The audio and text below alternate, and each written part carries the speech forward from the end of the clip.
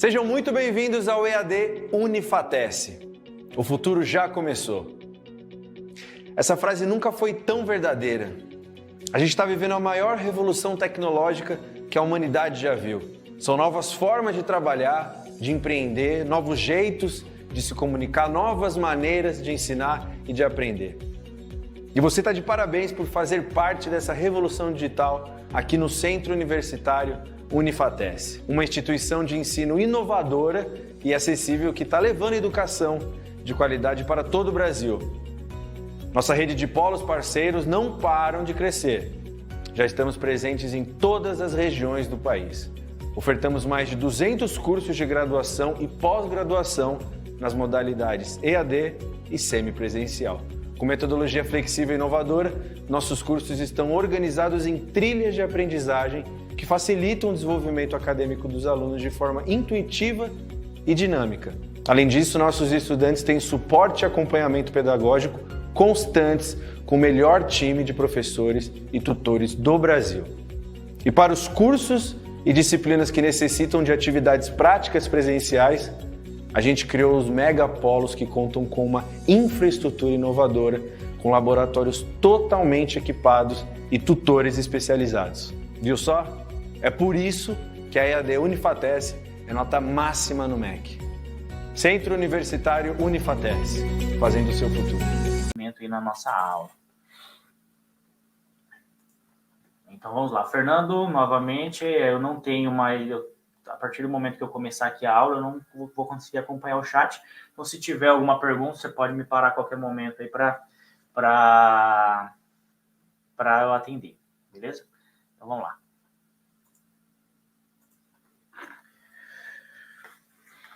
Dando uma visão geral aí das nossas estruturas, principalmente essa parte introdutória. Vamos imaginar aqui, vamos fazer um desenho tridimensional, simulando uma estrutura reticulada. Então, estrutura reticulada são elementos estruturais que podem ser representados por uma barra. Então, aqui, estou imaginando uma estrutura composta aqui por 4 pilares e 4 vigas, né, disponíveis no espaço. Então, nós temos aqui os nossos eixos, né, de referência, o eixo X, Y e Z. Então, esse aqui vai ser o nosso eixo X, esse aqui vai ser o nosso eixo Y e esse aqui vai ser o nosso eixo Z. Essa estrutura aqui, ó, desenhada, ela está completamente desvinculada. Então, qualquer perturbação que eu causar nessa estrutura vai gerar um efeito de deslocamento. Vamos entender. Então, aqui, ó, a minha estrutura, se eu aplicar uma força de cima para baixo, o que vai acontecer? A estrutura ela vai se deslocar aqui para baixo, certo? Se eu aplicar uma força da esquerda para a direita, a estrutura ela vai se deslocar da esquerda para a direita. Uma vez que a minha estrutura ela não tem nenhum apoio, ela está completamente desvinculada, que foi a premissa da explicação. E se eu aplicar uma força lá de trás para frente, por exemplo, nesse sentido, a minha estrutura ela vai acabar se deslocando para cá, certo? Nos eixos. Então, nós percebemos que as nossas estruturas, elas sofrem deslocamento quando elas não estão vinculadas. Então, os nossos deslocamentos aqui, ó, eles podem ter uma classificação. Então, eles vão ser classificados aqui com translado. Então, as nossas estruturas podem transladar. Isso nos eixos X, Y, Z, que foi o que eu acabei de representar, nos eixos X, Y e Z. Então, à medida que eu aplico uma força de cima para baixo, a estrutura ela baixa. Então, no meu eixo de referência, ela está se deslocando aqui no nosso eixo Y. Quando eu aplico uma força da esquerda para a direita, a minha estrutura ela vem para a direita, então ela está se deslocando no eixo X. E quando eu aplico uma força lá de trás para frente, ela se desloca no nosso eixo Z. Então, para ela se ficar estável a esse deslocamento de translado, eu preciso inserir apoios que impeçam esse deslocamento. Mas a gente também tem deslocamentos do tipo de rotação. Essa estrutura, se eu fixar ela aqui nesse ponto e eu aplicar uma força aqui em cima, ela vai girar, ela vai acabar girando em torno desse eixo que passa aqui, ó, embaixo. Da mesma forma que se eu aplicar uma força de cima para baixo e eu fixar a minha estrutura aqui, ela vai acabar girando em torno desses eixos. Então, quando a gente fala em rotação, as nossas estruturas também podem girar em torno do eixo X, do eixo Y e do eixo Z. Então, para nós mantermos as nossas estruturas em equilíbrio, o que a gente tem que fazer? A gente tem que impedir todos os deslocamentos possíveis para garantir que ela fica estável, ok? Isso para todos os tipos de estrutura que a gente fala, né? Estruturas, quando a gente está pensando em estruturas de edificações, estruturas onde a gente queira que os elementos eles se mantenham estáticos, né? Agora, quando a gente tem estruturas mecânicas, onde a gente aplica força para onde a gente queira que a estrutura ela se movimente, aí não isso que eu estou te falando para vocês já não se aplica, ok? Então, essa estrutura que eu apresentei aqui para vocês, onde tem estrutura, onde tem elementos em todos os nossos eixos, são estruturas tridimensionais. Na nossa aula de hoje, na nossa aula de revisão, a gente vai focar em estruturas planas, né? Então, a gente vai focar aqui, ó, todas as nossas análises em estruturas planas. O que é essa estrutura plana? Estrutura plana são estruturas onde todos os nossos elementos e todas as forças elas estão agindo no mesmo plano. Então, se eu pegar aqui o meu eixo X e o meu eixo Y e eu projetar ele aqui, ó, a estrutura que eu conseguir desenhar aqui neste plano XY, ela vai ser considerada meu eixo X e meu eixo Y, ela vai ser considerada plana, desde que as minhas forças também estejam agindo neste mesmo plano. Então, veja que no plano do quadro aqui, ó, eu projetei o eixo X e o Y e eu consegui desenhar este pórtico aqui, ó, composto por 2 pilares e uma barra e uma viga, e eu consegui também desenhar as minhas forças nessa estrutura, nesse mesmo plano, quero dizer. Então, se a gente estender este conceito aqui, ó, que essa primeira análise que a gente fez, em estruturas planas, quais são os deslocamentos que nós temos aqui? Ó, deslocamentos. Os translados que nós temos aqui, mais especificamente, os translados. Quando eu aplicar uma força na vertical, de cima para baixo, a minha estrutura ela vai descer, certo? Então, eu tenho deslocamento no meu eixo Y. Quando eu aplicar uma força da esquerda para a direita, a minha estrutura também vai se deslocar da esquerda para a direita. Então, esse translado ainda existe. Mas como eu não tenho força atuando no meu eixo Z, certo? Porque daí eu já fujo do conceito de estruturas planas, né? Essa força aqui, ela não se aplica. Então, eu não vou ter deslocamentos no eixo Z, certo? Agora, quanto à rotação, veja. Quanto à rotação, essa força que eu aplico aqui, ó, da esquerda para a direita, se eu fixar esse ponto, o que vai acontecer com a minha estrutura? Ela vai acabar se deslocando nesse sentido aqui, ó. Ela vai rotacionar em torno desse ponto. E se eu passasse um eixo aqui no eixo Z, certo? Esse eixo ele corresponderia exatamente ao eixo aonde essa estrutura ela está rotacionando. Da mesma forma que se eu analisar essa força sendo aplicada nessa estrutura e o meu eixo fixo ele tivesse posicionado aqui, a estrutura ela sofreria esse mesmo deslocamento. Então, não importa, essa mesma rotação. Então, não importa a posição da força onde eu estiver aplicando na minha estrutura plana, a rotação sempre vai acontecer em torno do meu eixo Z. Então, para estruturas tridimensionais, percebam aqui que eu tinha 3 translações e 3 rotações. Já para estruturas planas, eu tenho 2 translações e uma rotação. Ok? Por que isso é importante? Porque quando eu for analisar uma estrutura plana, eu tenho que criar vínculo suficiente para impedir esses deslocamentos. E quando eu falo de vínculos, eu estou falando de apoios, certo? Então, para estruturas planas, eu tenho 3 tipos de apoio. Eu tenho apoio de primeiro gênero, ele pode ser representado dessa forma, além de outras representações, mas eu gosto de usar esse daqui. Nós também temos esse tipo de apoio aqui, ó, um apoio fixo, e nós também temos esse apoio aqui, que é o nosso engaste. Então, esse apoio aqui é um apoio de primeiro gênero. Está meio desenhado feio, porque foi uma automatização aqui do aplicativo que eu estou usando. Esse apoio aqui, ó, de primeiro, eu chamo ele de com essa representação, eu chamo ele de apoio de primeiro gênero. Por quê? Porque esse tipo de apoio, ele vai retirar da minha estrutura uma translação. Ele remove da minha estrutura, ele retira uma translação. Então, se a minha estrutura plana ela tem por padrão, ela tem duas translações, quando eu inserir um apoio de primeiro gênero, ela já vai retirar esse deslocamento em uma direção. Já o apoio de segundo gênero,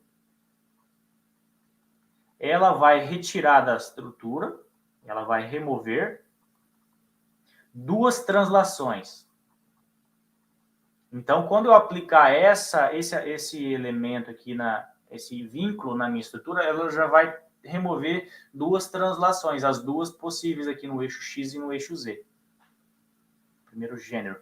Já esse apoio de engaste aqui, ó, é um apoio de terceiro gênero, ou engaste mesmo, né? Terceiro gênero.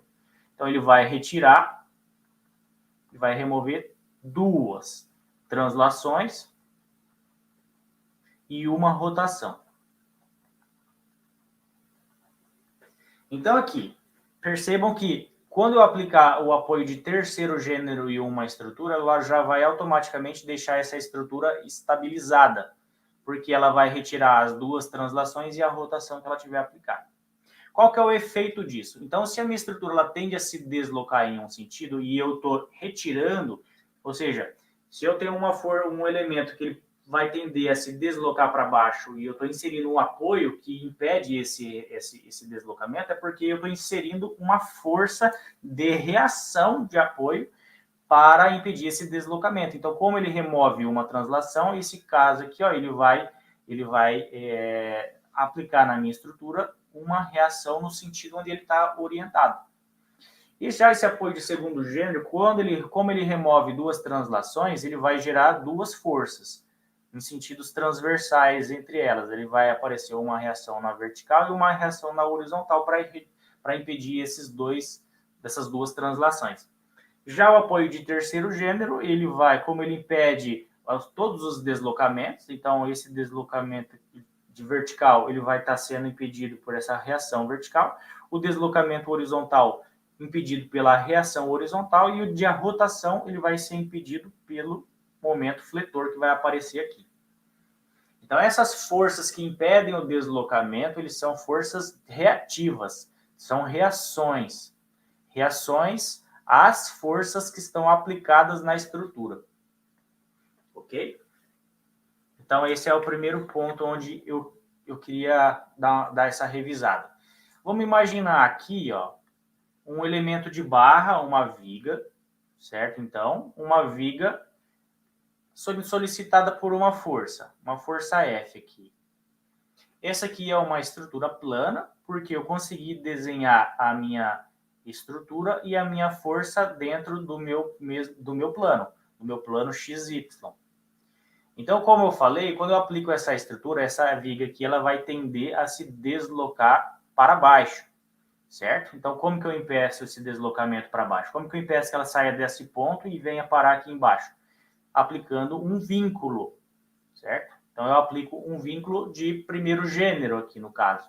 Isso vai me gerar uma força reativa para cima. Se além dessa força aqui eu tiver uma força inclinada, aonde eu vou decompor ela em duas forças, ou até mesmo uma força horizontal aqui mesmo aplicada, uma força P, essa força inclinada ela vai tender a deslocar a minha estrutura para a direita. Então, como que eu faria isso? Aplicando um vínculo que impedisse esse deslocamento para a direita. Então, esse vínculo aqui, por exemplo, ó, de segundo gênero, ele impede esse deslocamento tanto para cima quanto para baixo. Então, se eu aplicasse este apoio aqui de segundo gênero, ele já impediria que a minha estrutura ela viesse parar aqui do lado, certo? Ele está travando esse deslocamento. Só que como ele trava, vai aparecer uma reação de apoio aqui, nesse mesmo ponto onde o apoio está aplicado. Então, veja aqui, ó, eu estou aplicando esse vínculo aqui, para estabilizar os deslocamentos de translação. Mas perceba ainda que com essa força F que é aplicada de cima para baixo, essa viga aqui, ó, ela pode rotacionar, ela pode vir parar aqui, ó. Esse ponto agora está fixo pela minha reação de apoio, pelo meu vínculo que eu acabei de inserir. Mas a estrutura ela pode rotacionar. Para eu impedir essa rotação em torno do eixo Z aqui, eu tenho que inserir um outro apoio, que poderia ser, por exemplo, um apoio de primeiro gênero aqui, ó. Então, veja que quando a estrutura tender a abaixar aqui, vai aparecer uma reação no sentido vertical aqui também, impedindo essa rotação. Uma alternativa a essa composição aí de força, de reações, poderia ser, para essa força F, poderia ser um engaste aqui, ó. Então, este engaste impediria a estrutura de se deslocar na vertical, impediria ela se deslocar na horizontal e de rotacionar, porque esse tipo de engaste aqui, ele impede esses deslocamentos. Então, tanto essa daqui quanto essa estrutura aqui, elas estão estáveis porque elas impedem todos esses deslocamentos. Beleza? Então, está aí o conceito de apoios, né, das nossas estruturas. Um outro conceito bastante importante aí que a gente precisa saber, a aplicação dele, são os esforços internos. Então, vamos entender um pouco sobre esforços internos. Deixa eu tentar dar um zoom aqui para facilitar para vocês aí a visualização. Esforços internos. Beleza? Vamos estar estudando esse tipo de força. Para isso, vamos imaginar aqui, ó, uma viga novamente. Eu gosto de dar o exemplo de viga porque ela é fácil de entender. Então, eu tenho uma viga, ela tem uma força aplicada aqui e ela está vinculada por esses apoios aqui que a gente já aprendeu. Então, essa força, para ela encontrar para essa estrutura ela estar em equilíbrio, essa força aqui, ela vai acabar sendo transferida para os seus apoios. Então, ela vai acabar se dividindo aqui, ó. Uma parte dessa força vai vir para esse apoio da esquerda e uma parte dessa estrutura vai vir para o apoio da direita. Mas como que isso acontece? Acontece porque a nossa estrutura ela acaba sendo solicitada internamente. Então, forças internas aparecem no interior da estrutura para que para que essa força F seja transferida para os seus apoios e a estrutura encontre estabilidade dessa forma. Ok? Então, vão aparecer forças e momentos internos, que são os esforços internos, são bastante importantes para a gente dimensionar as nossas estruturas. Se a gente fosse imaginar, vamos ampliar aqui essa definição. Se a gente imaginar aqui um corpo qualquer, num formato qualquer, ele está vinculado externamente por apoios, certo? E ele tem um carregamento qualquer sendo aplicado aqui, um carregamento concentrado. Eu posso ter até momentos aplicados aqui, forças distribuídas sendo aplicadas nele aqui também, ok? A estrutura está estabilizada porque eu tenho apoios que garantem o deslocamento. Porém, se eu fizer um corte nessa estrutura aqui, ó, se eu passar um corte aqui, vamos imaginar que ele seja um formato meio circular aqui. Se eu destacar a metade desse corpo, porque uma parte dessa força vai vir para o apoio da esquerda, uma parte vai vir para o apoio da direita. Então, se eu destacar essa estrutura cortada aqui, certo? Vou tentar representar da forma que eu desenhei ali, para vocês entenderem. Então, eu tenho o meu apoio aqui. Então, vai aparecer nessa seção aqui, ó, diversas forças, ó. Uma parte vai estar aplicada para fora, em diversas direções aqui também. Outra parte vai estar aplicada para dentro e tal. Então, todo o elementinho de área que eu tiver aqui, ó, ela vai estar sendo solicitada por uma força interna. Ok? Então, se a gente imaginar que essa força interna, esse monte de força, ele pode ser somado. Como força ele é tratado como um vetor, esses vetores de força e vetores de momento, eles podem ser somados. E a gente obteve uma estrutura, uma força resultante aplicada exatamente aqui no centroide dessa figura. Então, essas combinações de força, ela pode ser representado aqui por uma força resultante, aplicada aí numa direção em sentido qualquer, e um momento resultante. Todos esses aqui são vetores, certo? O momento a gente representa por uma seta dupla e a força a gente representa por uma seta simples, ok? Sabendo que essa estrutura, ela está num sistema de coordenadas x, y, z, a gente pode decompor essas forças aqui, ó. Eu vou desenhar novamente, porque acho que faz parte do entendimento aqui. Então, vou desenhar aqui a estrutura. Era para ser igual, sabe? Mas não está dando, não. Então, aqui, ó, essa força resultante, ela pode ser decomposta em força na direção y, então ela pode ter uma força Fy, ela vai ter uma força Fx e ela vai ter uma força Fz na direção do eixo Z, certo? Assim como, se eu decompor o meu momento também ali, ó, eu também vou ter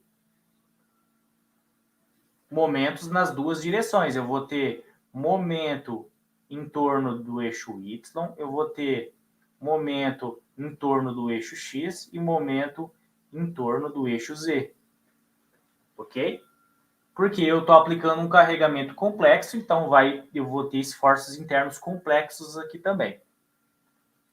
Beleza? Então aqui, entendam que essa força resultante, que estava sendo aplicada aqui, ó, na minha estrutura, ela passou a ser a composição do somatório das três forças. Então, quando eu somar a força em X mais a força em X mais a força em Y mais a força em Z, eu vou ter a minha força resultante. Então, essas três forças separadamente, ela representa a minha força resultante na estrutura. Da mesma forma que o meu momento resultante, ele é igual a um momento em X mais um momento em Y mais um momento em Z. Beleza? O que representa essas forças Fx, Fy e Fz? O Fx... O Fx, o que ele é? O Fx, perceba que ele está no eixo da barra, no sentido da minha estrutura. No eixo, ela está sendo aplicada no eixo da estrutura, ou perpendicularmente à minha seção. Esse desenho aqui, ó, é a minha seção, é o corte, certo? Então, o meu Fx está perpendicular a essa seção, ou, em outras palavras, ela está sendo aplicada no eixo da minha estrutura. Quando a força está sendo aplicada no eixo da estrutura, a gente chama essa força interna de força normal.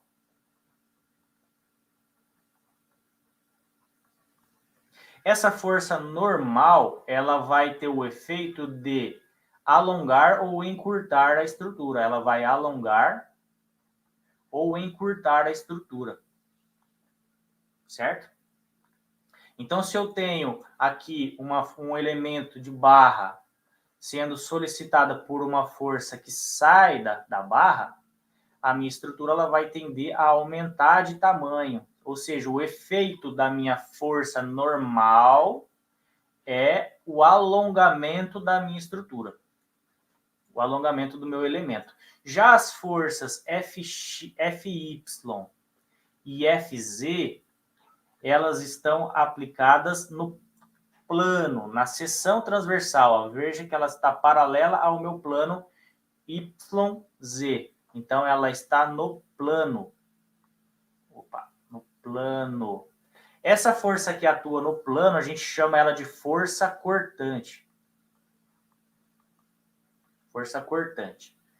E qual que é o efeito dela? Ela corta, ela cisalha, ela separa um lado do outro da estrutura. Ela corta. ela corta e ela distorce a estrutura.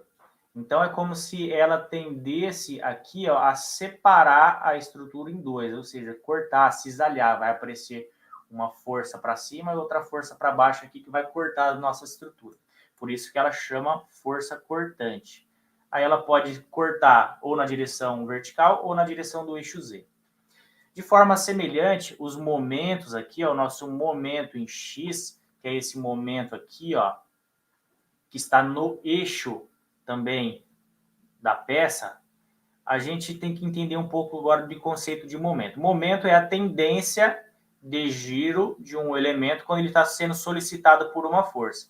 Então, quando eu tenho um momento aplicado aqui, ó, se a gente aplicar a regra da mão direita, digamos assim, né? Eu vou tentar desenhar a mão direita aqui, ó. Eu tenho o polegar aqui, beleza? Aí eu tenho a minha mão e os dedos aqui. Beleza? Então, aqui é a palma da minha mão. Eu estou vendo a palma da minha mão e os meus dedos estão encurvados aqui. Então, o meu dedão ele fica orientado no sentido da peça e os meus 4 dedos aqui, ó, ele vai mostrar a tendência de giro. Então, esse momento aqui, ó, é como se ele estivesse tendendo a girar a estrutura nesse sentido aqui, que eu estou tentando desenhar no quadro. Ou seja, quando esse MX ele atuar, ele vai tender a torcer a estrutura. Então, ele torce. Pelo fato dele torcer a estrutura, ele vai ser chamado de momento torsor. Ou seja, ele vai torcer a estrutura. Então, se eu tinha uma seção aqui, vamos imaginar uma seção prismática circular, onde eu tinha esse alinhamento, quando eu aplicar um momento torsor, essa seção aqui ela vai sofrer um deslocamento. Onde antes ela estava aqui, ela vai passar a girar, ela vai torcer aqui, aí vai girar uma deformação angular aqui, quando eu aplicar o meu momento torsor aqui. Já os momentos na direção Y e na direção Z, eles vão tender a fletir a minha estrutura. Então, ele vai flexionar.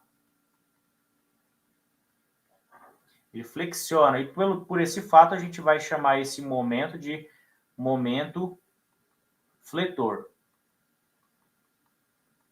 Então, se a gente imaginar a nossa viga, quando eu aplicar uma força, vai aparecer momentos aonde vai tender a fletir a minha viga por conta do aparecimento desse momento fletor aí. Beleza. Já revisamos aqui os esforços internos que existem. Então, numa estrutura qualquer, pode aparecer qualquer um desses 4 esforços aí, ó. Nós podemos ter força normal, força cortante, momento torsor e momento fletor. Esses 4 tipos de estrutura. Vamos imaginar aqui agora, então, uma viga. Novamente, uma viga. Vou começar a fazer a aplicação de tudo isso aí que a gente viu.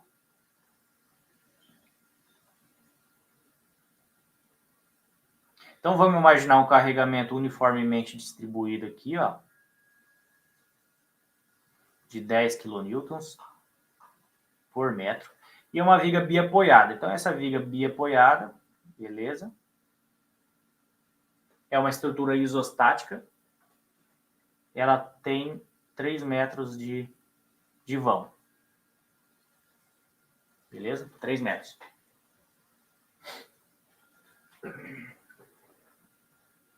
Para calcular essa estrutura, a gente primeiramente precisa definir o equilíbrio da nossa estrutura, o equilíbrio de corpo rígido, o equilíbrio global da nossa estrutura. O que isso quer dizer? Quer dizer que eu tenho que calcular primeiramente as minhas reações. Então, como esse aqui é um apoio de segundo gênero, vai aparecer uma força vertical. Esse ponto aqui vamos chamar de ponto A e esse ponto aqui vamos chamar de ponto B.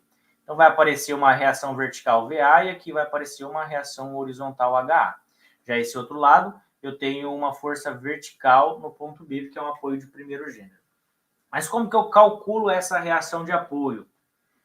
Então, essa estrutura eu sei que ela está em equilíbrio, certo? Ela está em equilíbrio. E esse equilíbrio, ele acontece quando o equilíbrio, a gente pode dizer que uma estrutura está em equilíbrio quando a força resultante seja igual a zero. E também quando o momento resultante seja igual a zero. Qual que é o conceito de força? Força é igual a massa vezes a aceleração. Então, se a minha aceleração do corpo é zero, ou seja, a estrutura está parada, não necessariamente nesse conceito, mas ela não tem velocidade também, então se essa aceleração vale zero, a minha força resultante daqui também vai ser igual a zero, certo? Eu não tenho uma aceleração, eu não tenho força também. Então, quando a minha estrutura está paradinha, quer dizer que a minha força resultante está igual a zero. Como essa estrutura aqui ela é uma estrutura plana, certo? Ela está aqui no meu eixo X e no meu eixo Y, né? A gente já viu que a estrutura ela vai se deslocar na direção X ou ela vai se deslocar na direção Y. Então, para a estrutura estar parada, essa força resultante ser igual a zero, ela pode ser ampliada, essa análise, quando o somatório das minhas forças na direção X for igual a zero e o somatório das forças na direção Y também for igual a zero, certo? Quando atender isso aqui, ó, essas duas condições, eu sei que a minha estrutura ela não vai se deslocar, nem no sentido vertical, nem no sentido horizontal. E ampliando aqui essa condição dos momentos resultantes ser igual a zero, como a estrutura ela só rotaciona em torno do eixo Z, certo? Aqui, ó, a gente já viu isso aqui. A estrutura plana ela só rotaciona em torno do eixo Z. Então, aqui, esse momento resultante é igual a zero, implica na análise de que o somatório dos momentos em torno do eixo Z em algum ponto seja igual a zero também. Beleza, aplicando essas três equações aqui, ó, essa daqui e essa daqui, eu vou garantir o equilíbrio da minha estrutura plana. E é através dessas equações que a gente calcula a reação de apoio. Então, voltando aqui para o nosso exemplo. Eu tenho três incógnitas aqui, ó, a reação horizontal HA, a minha reação vertical VA e a minha reação vertical VB. Então, se eu quero calcular essa força horizontal, eu posso aplicar aqui no exemplo a minha primeira equação aqui, ó, somatório das forças em x igual a zero. Somatório das forças em x igual a zero. Beleza? Como eu posso ter força para a direita, para a esquerda, para cima, para baixo, eu tenho que adotar uma convenção de sinal aqui para eu saber o que é positivo. Então, aqui nesse caso, eu vou considerar que as forças que estão para a direita são positivas. Então, lá, ó, o que eu tenho de força horizontal nessa... Opa. O que eu tenho de força horizontal aqui, ó, nessa estrutura? Só o HA. Todas as outras forças que eu desenhei ali, elas são forças verticais. Então, meu HA é igual a zero. Ok? Então, essa equação aqui eu já usei.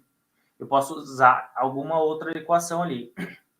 Se a gente quiser aplicar aqui agora o somatório dos momentos em torno do ponto A, esse ponto pode ser um ponto qualquer. Pode ser o ponto A, pode ser o ponto B, pode ser um ponto central aqui, um ponto fora da estrutura, tanto faz. Beleza? Eu estou considerando o ponto A aqui como um ponto de análise.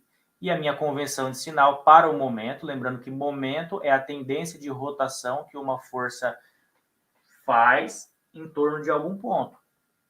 Então, eu estou analisando a tendência de rotação das forças em torno do ponto A.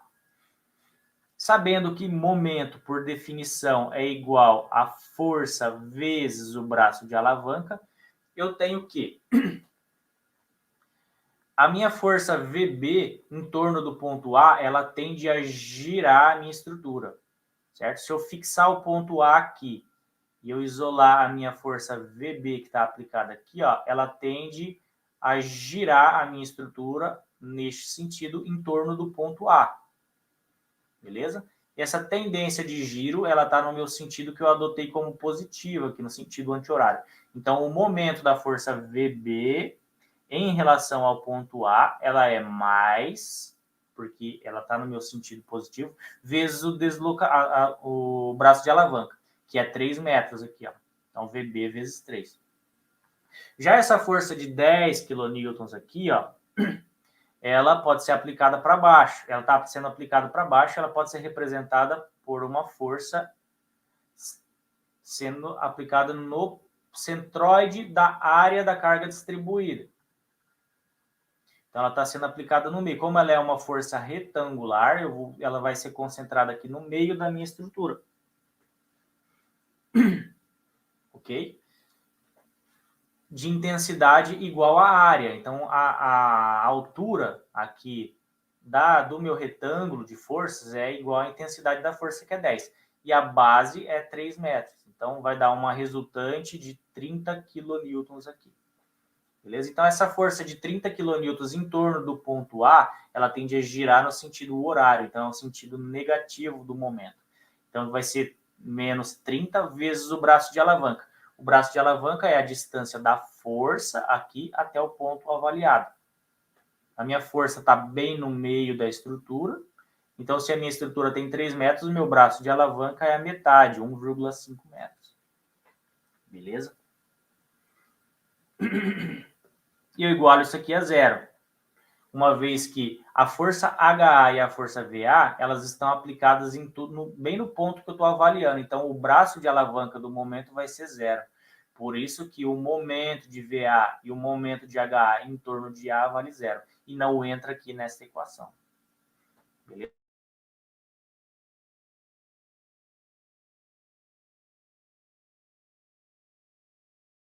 A última equação que nós temos é a somatório das forças verticais igual a zero.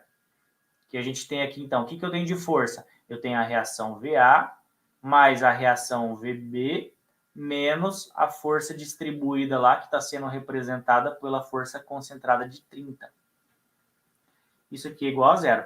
Então, VA mais o meu VB, que eu já calculei que vale 15, menos 30 igual a zero, VA vai ser igual a vai ser igual a 15, positivo, né? Porque eu jogo para o outro lado, ele fica positivo. Então, fica 15 positivo também. Então, aqui o meu VB vale 15, e o meu VA vale 15, e o meu HA eu já calculei que vale zero. Beleza? Ok, já calculei o equilíbrio de corpo rígido. A minha estrutura ela não vai se deslocar quando aparecerem essas reações de apoio aí. Mas isso não é suficiente ainda para eu conseguir dimensionar essa viga. Para eu dimensionar essa viga, eu tenho que calcular as forças internas, porque elas são bastante significativas. Lembra aqui do exemplo que eu dei da viga, ó. Para essa força ela encontrar estabilidade nos apoios, ela tem que solicitar toda a minha estrutura interna através destes esforços solicitantes aqui, e meu elemento de viga, ela tem que ser capaz de resistir também a esses esforços internos. Então, vamos calcular esses esforços internos aí. Para isso, nós temos aqui o método das seções.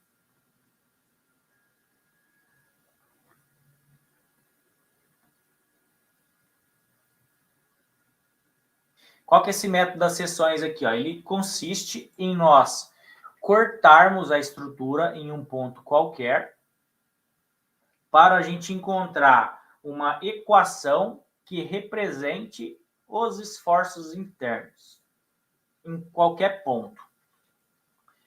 Parece difícil e ele pode ser difícil, né? De acordo com a complexidade aí dos nossos carregamentos.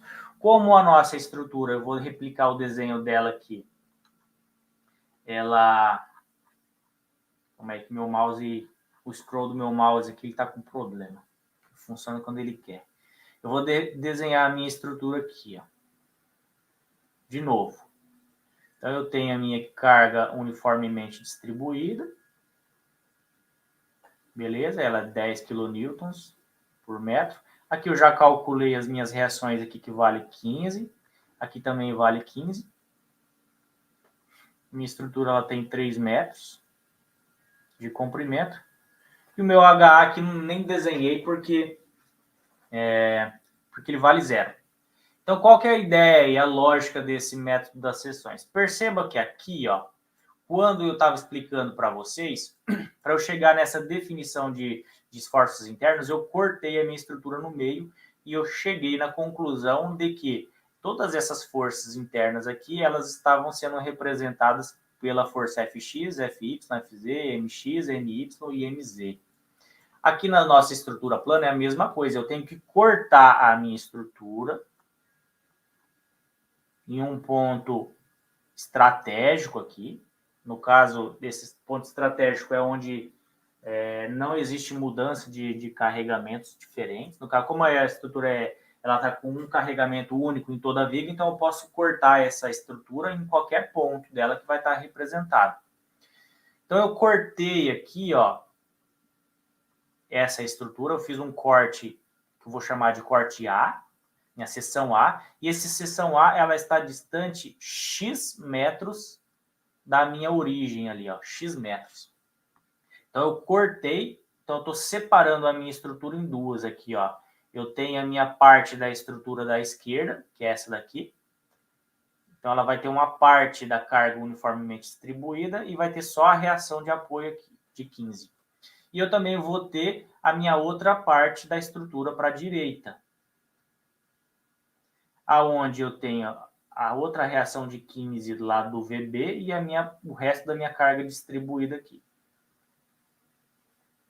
Como eu cortei a minha estrutura numa distância X, então daqui até aqui eu tenho X, e a minha estrutura ela tem 3 metros, qual que é esse comprimento aqui, ó, que fica do outro lado?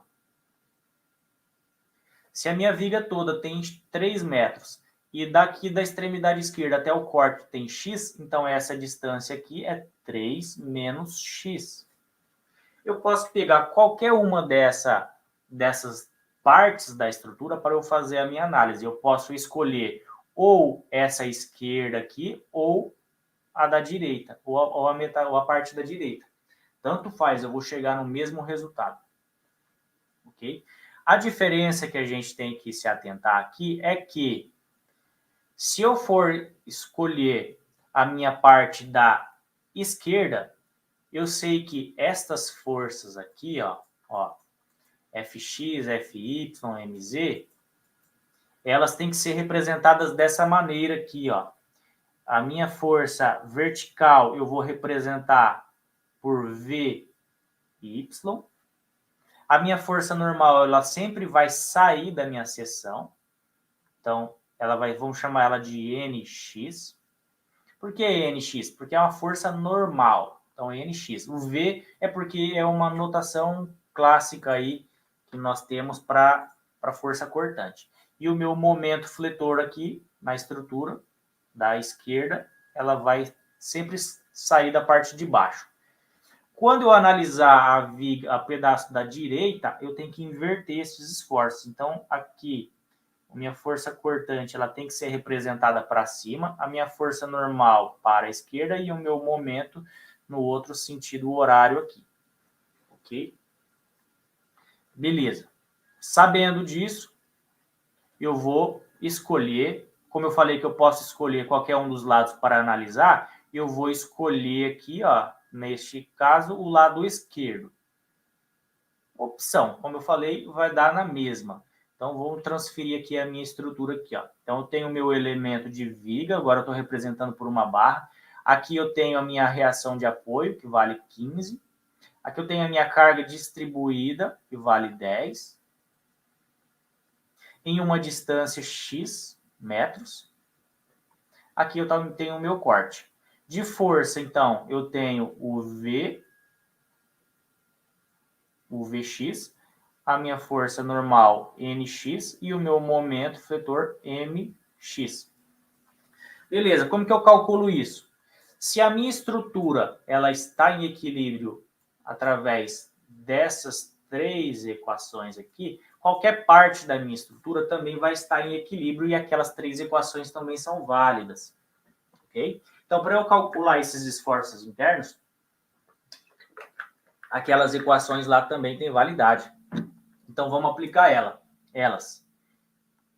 Então, aqui, se eu sei que o equilíbrio é garantido por aquelas 3 equações, vamos começar lá. Ó. Se o somatório das forças em x tem que ser igual a 0, adotando para a direita como positivo, eu tenho que, quais são as minhas forças horizontais aqui? Nx. Então, o meu Nx aqui vai ser igual a 0 porque eu não tenho nenhuma outra força horizontal. Beleza?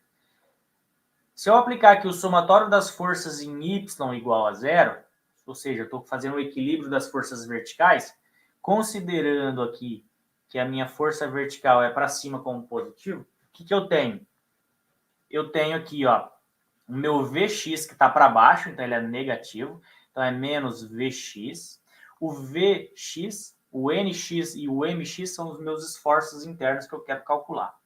Eu esqueci de falar isso. Então essas forças azuis aqui, forças em momentos azuis, são os meus esforços internos. Voltando aqui para a equação de somatório das forças verticais igual a 0, eu tenho menos Vx, eu tenho mais 15 que está para cima, e essa força distribuída ela está para baixo, então ela é negativa, só que ela não vale mais 30, porque eu estou pegando só uma parte, uma vez que eu fatiei aqui ela a uma distância x. Então, o que eu falei para vocês? Como que eu represento uma força distribuída como concentrada? Eu aplico uma força aplicando exatamente no meio da área da seção da minha carga, certo? Com intensidade exatamente igual à área dessa carga. Então, a altura vale 10 e a base vale x. Então, essa força concentrada aqui, ela tem uma intensidade de 10x. Ok? Ela não é fixa. Ela varia em função do x. Conforme eu for aumentando o x, essa força ela muda também. Como ela está aplicada para baixo, então ela é menos 10x. Considerei todas as minhas reações, todas as minhas forças aqui. Isolando o Vx, que é o meu esforço interno, eu sei que vale 10x menos 15. Opa, é menos 10x mais 15. Beleza? Isolando, eu joguei o Vx para o outro lado e eu fiquei com essa equação aqui. Beleza? Percebam aqui, ó, é uma equação de primeiro gênero. Equação de uma reta. Equação de primeiro grau. Equação de reta. Só uma observação. A outra equação que nós temos aí, para calcular o momento, é o somatório dos momentos em torno de algum ponto. Ok? Esse ponto onde a gente vai calcular é exatamente o ponto da minha seção. Então, do ponto da minha seção, igual a 0, considerando o sentido anti-horário como positivo, eu tenho o quê? O Vx e o Nx estão aplicados neste ponto, então o braço de alavanca vale 0, ok?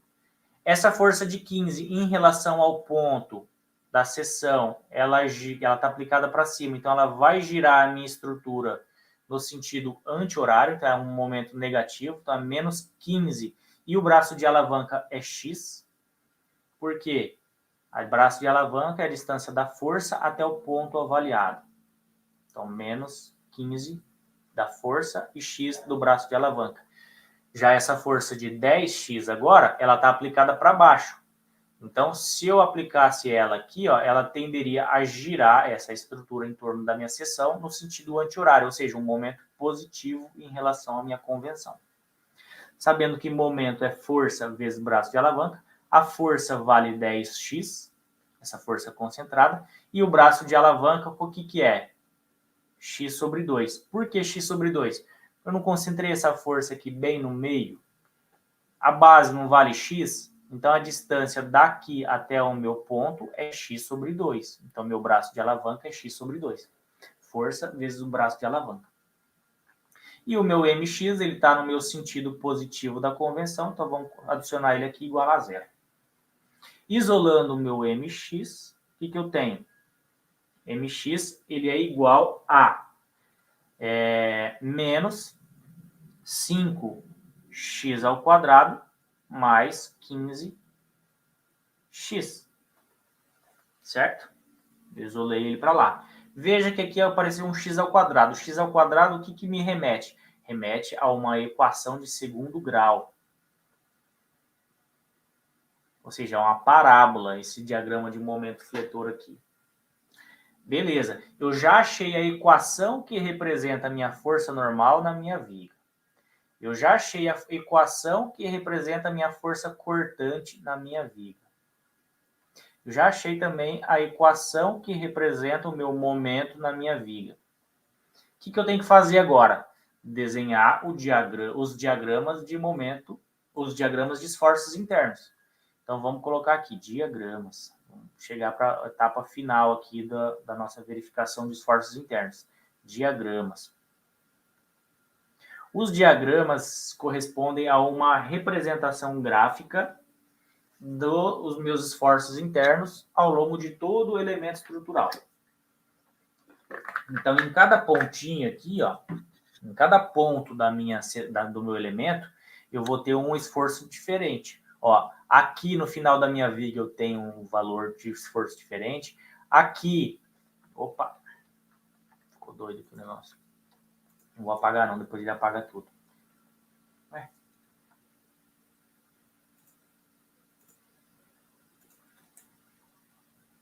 Ficou doido o negócio aqui. Então aqui, no ponto aqui, ó, ele tem um outro esforço diferente, aqui é um esforço diferente, aqui um esforço diferente, aqui um esforço diferente. Como que eu sei o valor desses esforços aqui, ó? Eu sei aplicando alguns valores em x para representar esses valores em forma de um gráfico. Para ficar mais claro aqui o entendimento, eu vou desenhar de novo aqui a minha estrutura. Que daí eu quero concluir um negócio aí com vocês. Então, eu tenho a minha viga, ela tem aqui uma força de 15, né? Minha reação de apoio. Aqui do outro lado também 15. E um carregamento uniformemente distribuído de 10 quilonewtons por metro. E o vão de 3 metros. Beleza? Aqui eu vou projetar uma linha, algumas linhas de referência. Vou projetar para baixo aqui, só para facilitar o desenho. Aqui eu vou desenhar o diagrama de esforço normal. Aqui eu vou desenhar o diagrama de esforço cortante ou de força cortante, tanto faz. E aqui eu vou desenhar o meu diagrama de momento fletor. Isso que eu estou desenhando é uma linha reta, tá? É que está saindo tudo torto na mesinha digitalizadora. Esse corte que eu fiz aqui, ó, esse corte A, a minha seção A,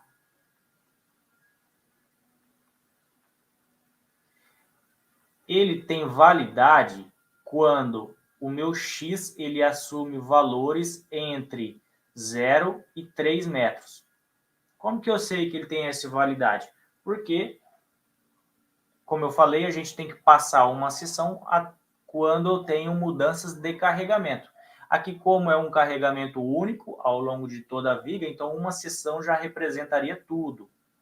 Então, o meu X, a minha seção, ela tem essa validade aqui. O meu X ele pode assumir qualquer valores entre 0 e 3 metros.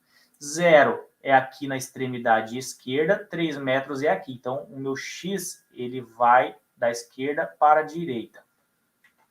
Quando o meu X vale 0, o meu NX vale 0, porque o NX ele é constante 0. Então, qualquer valor de X, seja ele 0, 1, 2, 3 metros, o NX sempre vai ser 0. Então, o diagrama de esforço normal ele vai ser igual a 0 em todos os pontos ao longo da viga, desde a extremidade esquerda até a extremidade direita.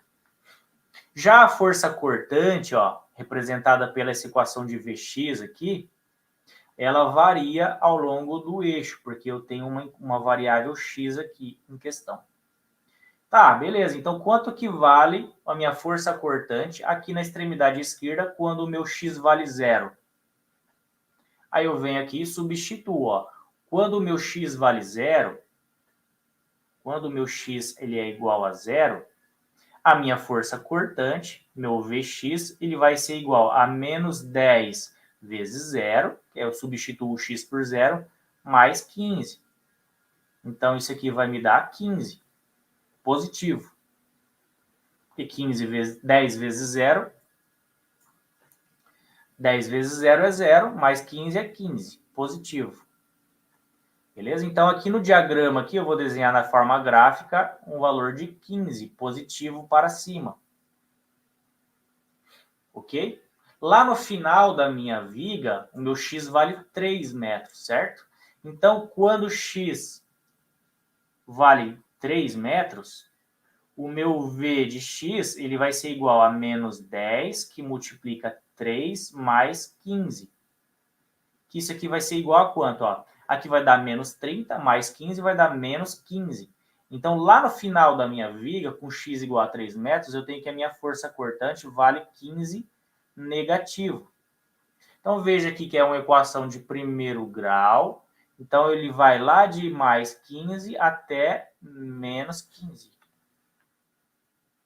Vou desenhar reto aqui. Beleza? Esse é o meu diagrama de esforço cortante ao longo da viga. Então, perceba que ele zera aqui no meio. O meio da minha viga é 1,5. Então, se eu jogar aqui o valor de x igual a 1,5, a gente vai perceber que essa equação vai me dar zero. Então, eu posso fazer isso para qualquer ponto. Se eu quiser calcular qual que é o valor da minha força cortante nesse ponto, nesse ponto, nesse ponto, basta eu jogar, atribuir valores para x, que eu vou obter qual que é o valor da minha força cortante aqui em qualquer um desses pontos. Ok? Então, perceba que isso que eu calculei aqui, essa equação, ela representa graficamente o meu diagrama de força cortante. Beleza. Desenhei já meu diagrama de força cortante. O de momento fletor agora. De momento fletor é a mesma coisa, eu tenho que fazer aqui. Eu vou atribuindo valores para x. Então, quando o meu x vale 0, o meu momento vale o quê? Meu m de x, ele vai ser igual a menos 5 x, x não, aqui é 0, né?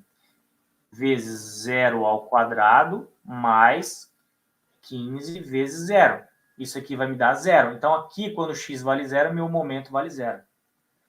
Quando x for na outra extremidade, igual a 3 metros, o meu m vai ser igual a menos 5, que multiplica 3 ao quadrado, mais 15 vezes 3. Isso aqui vai me dar quanto? 9, 3 ao quadrado dá 9, vezes 5, menos 45. 15 vezes 3, mais 45. Então, aqui deu zero também. Então, quando x vale 3 metros, meu momento também vai ser igual a zero. Só que perceba aqui que essa equação de momento, ela representa uma equação de segundo grau. A equação de segundo grau, o que ele é? É uma parábola. Então, a parábola, o que é? Isso aqui, ó. Ou para baixo ou para cima. Então, ela vai ter um valor máximo aqui, ou para baixo ou para cima. Beleza? Como que eu vou saber quanto que vai ser esse valor máximo? Do cálculo, aí é uma definição do cálculo. A gente começa a associar disciplinas aí do curso. Então, lá da disciplina de cálculo, eu sei que o valor máximo de uma função é naquele ponto aonde a derivada daquela equação vale zero. Aqui a gente começa a aprofundar as coisas. Então, se eu quero o valor máximo do momento, eu vou derivar uma vez este momento em relação à nossa variável x e eu vou igualar a zero. Então, quando eu derivo essa equação, menos 5x ao quadrado mais 15x, eu tenho que ela vale menos 10x mais 15. Beleza? E para eu descobrir o máximo, eu igualo isso aqui a zero. Para fazer a derivada, é só pegar esse expoente e descer multiplicando. Beleza? Por isso que ficou menos 10 elevado a x. E diminuir um índice do expoente. Beleza, então o ponto onde o momento vale é máximo é quando a derivada vale zero. Então, se eu isolar o valor de x, eu sei que o x ele vai assumir o valor de 1,5 e nesse valor aqui de x é onde o meu momento é máximo. Com esse valor de x, eu volto na minha equação aqui, ó, do momento. Então, quando x vale 1,5 metros, o meu momento ele vai ser igual a menos 5, que multiplica 1,5 ao quadrado, mais 15, que multiplica 1,5. Isso aqui vai dar igual a 11,25. A unidade de momento é unidade de força vezes unidade de comprimento. 11,25 kN vezes metro. Positivo. Por convenção, a gente considera positivo para vigas quando traciona a parte de baixo. Então, a nossa parábola ela vai assumir este valor aqui. Este valor é um valor máximo de 11,25. Beleza? A unidade desse diagrama aqui é em kN vezes metro. A unidade desses outros é em kN. Beleza? Então, esse aqui é o meu diagrama de momento fletor. Esse aqui são valores positivos. Ok? O que eu quero que vocês percebam aqui, ó? Vamos chegar a algumas conclusões, já para finalizar, entrando na reta final aqui da nossa aula. Olhando aqui para essa estrutura, eu tenho aqui uma força concentrada de 15 do lado esquerdo, uma força concentrada de 15 do lado direito e uma força distribuída ao longo de toda a viga. Observando aqui o diagrama de força normal, a gente percebe que ele vale zero. Por quê?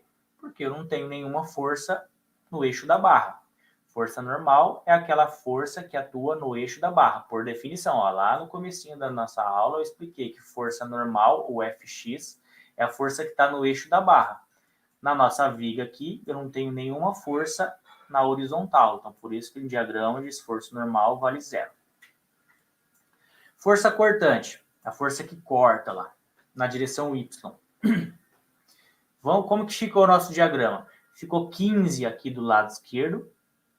Vamos associar esse 15, esse degrau. Se eu não tivesse força nenhuma aqui aplicada no ponto A, eu teria que esse diagrama ele começaria de zero. Então, quando eu tenho forças concentradas, quando eu tenho essas forças concentradas aqui, ó, eu vou ter um degrau no meu diagrama de força cortante. Então, se eu tenho 15 para cima aqui, meu diagrama ele vai subir 15 para cima. Por isso que aqui no ponto A, meu diagrama ele foi 15 para cima. Certo?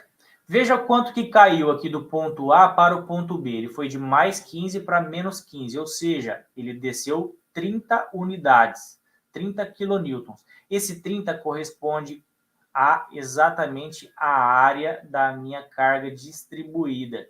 Então, quando eu tenho carga distribuída, ele vai fazer o meu gráfico do diagrama de esforço cortante diminuir continuamente até o valor da nossa área. Então, ó, a área vale, a altura desse retângulo é 10 e a base vale 3. Então, ele vai descer 15. Ele desce 15 e vai até no menos 15 aqui, na outra extremidade, que é onde encerra a minha carga uniformemente distribuída. Beleza? Então, se eu não tivesse calculado todas essas equações aqui, ó, eu já poderia desenhar direto o meu gráfico de esforço cortante, sabendo que, como a minha reação do lado esquerdo vale 15, eu já subo 15 no meu diagrama. Como eu sei que a minha carga distribuída vale 10 e ele está em 3 metros, eu sei que até o final da minha carga distribuída ele vai descer 30. Então, eu poderia vir de 15, ele vai descer 0 até na metade e vai descer mais 15 até chegar no final da minha viga, até chegar no final da minha carga distribuída. Então, eu sei que ele vai de mais 15 até menos 15, sem precisar fazer esse monte de cálculo aqui que a gente fez, só olhando aqui para a nossa estrutura de carregamentos. Ok? Então, a gente vai entendendo os conceitos, já vamos aplicando diretamente aqui os diagramas, para não ficar perdendo tempo com esse monte de cálculo para uma estrutura que é simples de ser calculada. Vamos passar a analisar o diagrama de momento fletor aqui, ó. Então, aqui, ó, a gente percebe, aqui já a gente passa para essa análise. Na extremidade das nossas vigas, os momentos sempre valerão zero, a não ser que eu tenha momentos concentrados ali. Então, se a minha viga ela fosse assim, né, e eu tivesse um momento concentrado ali na ponta, neste local aqui, o meu momento seria diferente de zero. Mas quando eu não tiver momento nenhum aplicado, sempre vai ser zero nas extremidades.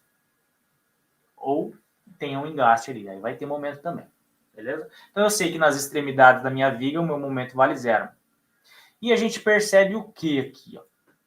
Que o meu ponto de força cortante, o meu ponto de momento máximo, ó, 1,5, deu bem no meio da minha viga. O que tem no meio da minha viga aqui em relação à minha força cortante? Minha força cortante aqui deu zero. Então, aonde eu tenho a minha força cortante zero, vai ser exatamente o ponto aonde eu tenho o meu momento fletor máximo. Ok? Então, se a minha força está para baixo, eu sei que o diagrama de momento ele é um formato parabólico, eu já poderia diretamente desenhar, fazer zero nas duas extremidades e já fazer o desenho de uma parábola aqui com o ponto máximo exatamente onde minha força cortante vale zero. Sem eu precisar fazer esse monte de cálculo aqui. Beleza? Tá, mas eu não saberia qual era o valor de 11,25. Aí, realmente, não tem como descobrir esse valor de 11,5, a não ser que a gente decore algumas formulazinhas mágicas aí da engenharia.